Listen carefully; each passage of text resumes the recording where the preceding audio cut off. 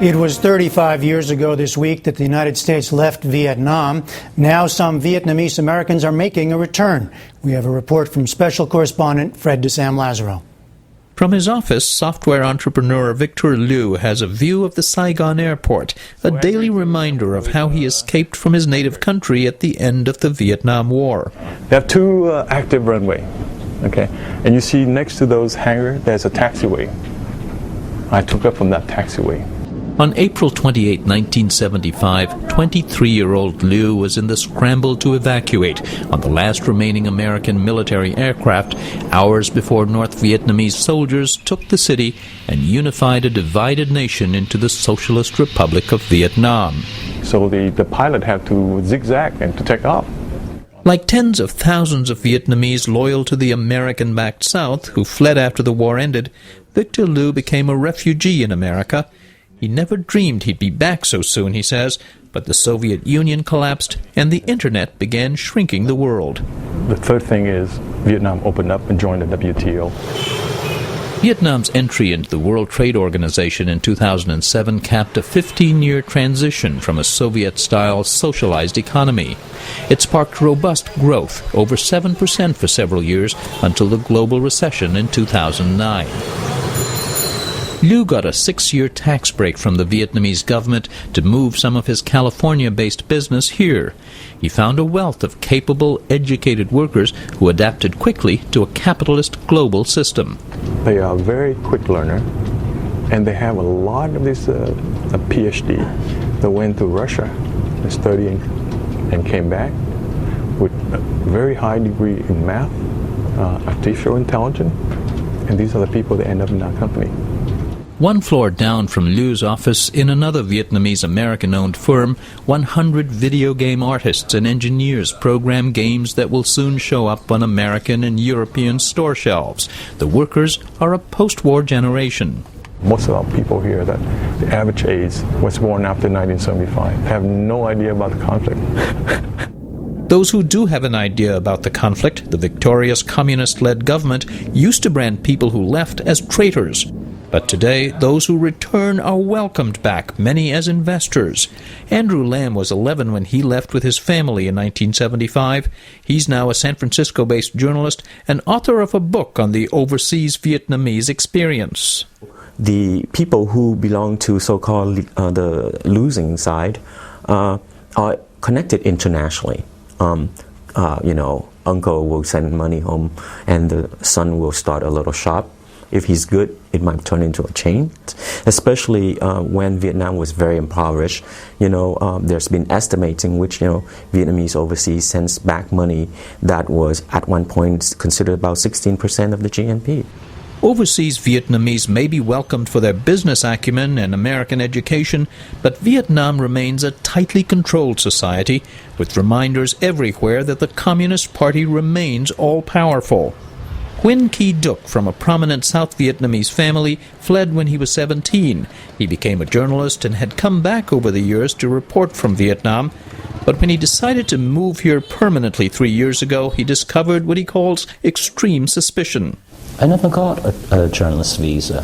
They assume that you must work for a spy agency if you speak English, and because I speak other languages, I've lived overseas in many parts of the world. Nguyen decided to stay on anyway. Like an estimated 3,000 other overseas Vietnamese, he opened a business.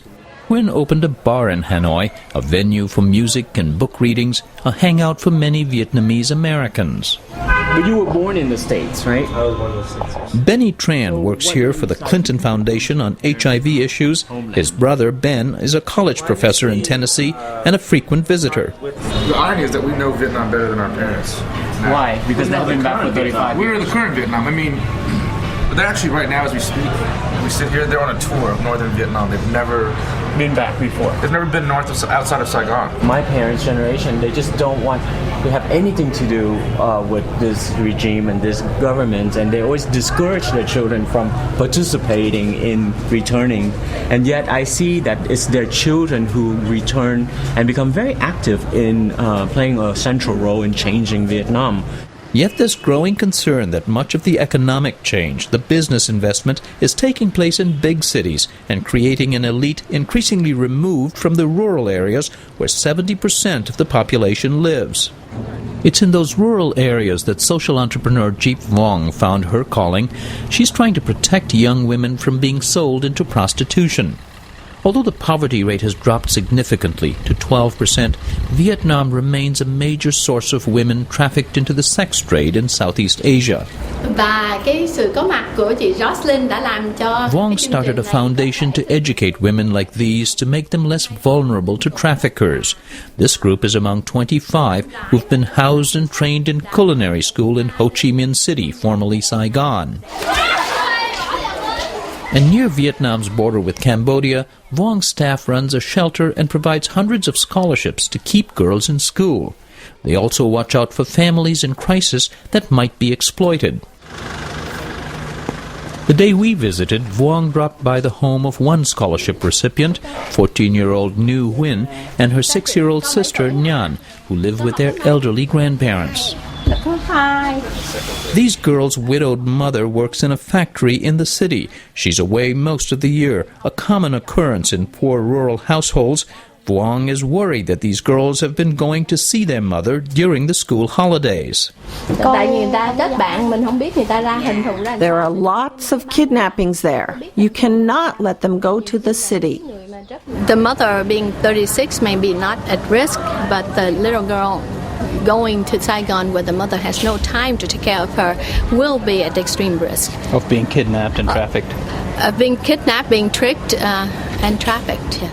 She warned the grandparents of the dangers and is trying to find a way to bring the girl's mother home more often. Vuong raises most of the money to support her foundation in the United States, where she landed as a high school kid in 1980, fleeing Vietnam with her family on a boat. I did relatively well in school and whatnot, and I realized that few months of statelessness was enough for me to want to do something. A good student from a well-to-do family, Vuong went on to a Harvard education and a prosperous career in Silicon Valley with her husband. She considers herself American, but has a strong tug to Vietnam. I always remember my mother saying to us that we were born Vietnamese for a reason, and it's up to us to figure out what that reason is.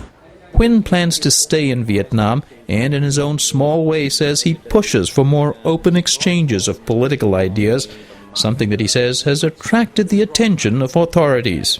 I have people coming in here ranging from the diplomatic community, ambassadors come into here. I've had people work on human rights issues come in here, so they give me a bit of extra attention. I live with that and I don't let it bother me too much, but I think I am pushing some envelopes. I am talking about issues that are generally not talked about, like human rights, like democracy. Software entrepreneur Liu stays at arm's length from such issues, but he hears other people wondering what path Vietnam should take. People around here also look at a place like Thailand and say, well, they have democracy. It's a big mess. And that is something that the next generation have to define it. Journalist Lam worries that the only ideology being offered the new generation is that making money is what it's all about. I think that for a country that is ruled by materialism, it inevitably loses its moral compass. And Vietnam has always been a spiritual country. This is how they fought against the French, the Chinese. It's a kind of sacrifice for the greater good. And that has completely disappeared. On Vietnam streets, the communist-era slogans continue to praise workers and peasants, signature of the party elders still in charge, the last generation with ties to the war. But the clearest message from Vietnam today seems to be open for business.